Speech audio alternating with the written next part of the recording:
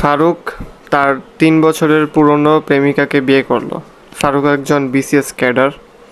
তো বিয়ে করার আগে প্রেমিকা ফারুককে কয়েকটি শর্ত দিল। সেগুলো হলো, ফারুককে ঢাকায় বদলি হতে হবে এবং ফারুকের মা বাবা ফারুকের সাথে ঢাকায় থাকতে পারবে না বা যেতে পারবে না। আর মেয়ের বাবা মা ফারুকের সাথে থাকবে। আর ফারুক গ্রামে বউকে নিয়ে সেটেলড হতে পারবে না। তো ফারুকের বাবা মা এই বিয়ে মেনে নিল এবং জমি বেচে ফারুককে বিয়ে দিল অনেক বড় করে। প্রায় 15 লাখ টাকা খরচ করে বিয়ে দিয়েছে এবং বাকি সব জমি ফারুককে দিয়ে দিয়েছে। ফারুকের একজন বড় ভাই থাকা সত্ত্বেও সেই বড় ভাই কিছুই পায়নি।